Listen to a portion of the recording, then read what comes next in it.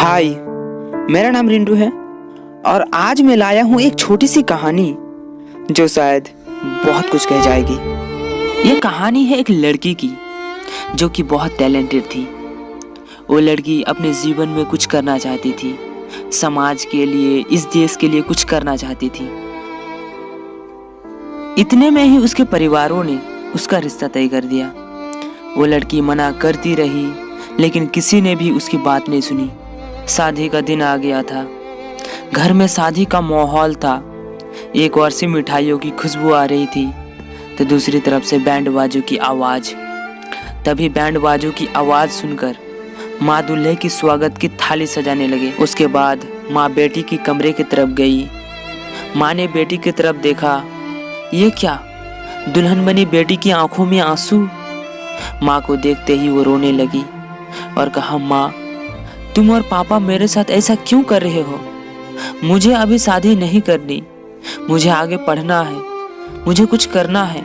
ये बात सुनकर माँ रोने लगी और बोली, बारात दरवाजे पर है बेटी, हमारी मान रख लो वरना हम समाज में क्या मुंह दिखाएंगे। तभी उसे मंडप में ले जाने लगी।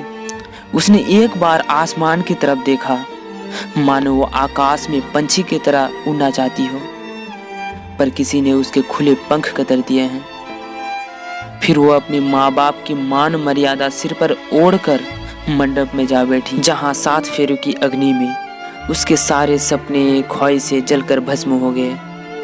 उस बेटी की शादी हो गई और एक बार फिर एक लड़की विवाह की वेदी पर अपने सारे सपने ख्वाहिशों को त्याग दिया। दोस्तों, ऐसी सिर्फ एक कहानियां नहीं बल्कि अनगिनत कहानियां हैं। इस कहानी से मैं आपको ये बताना चाहता हूँ कि आज हमारे समाज में बहुत सी बेटियाँ जो अपने जीवन में कुछ करना तो चाहती है, पर ये समाज, ये लोगों की वजह से वो कुछ नहीं कर पाती है।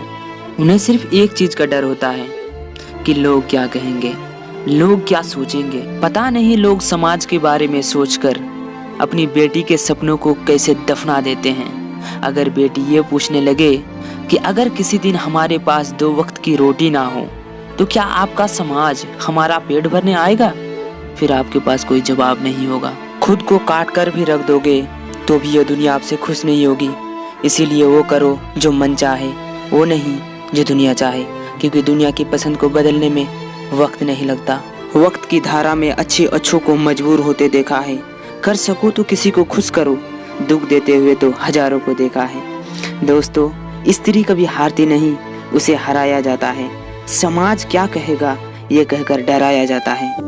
दोस्तों, आप जो कोई भी है अभी मेरी वीडियोस देख रहे हैं, चाहे आप स्त्री है या पुरुष है, मेरा एक बात हमेशा याद रखना, आपके बारे में समाज क्या कहेगा, क्या सोचेगा, उसकी चिंता छोड़ो, क्योंकि जिंदगी आपकी है, किसी और की नहीं। जीना आपको है, समाज को नहीं। दोस्तों, स्त्रियों के लिए मेरा कहना कितना गलत है, कितना सही है, ये तो मैं नहीं जानता, लेकिन यदि आपका भी कोई कहना है तो आप मुझे कमेंट में जरूर बता सकते हैं।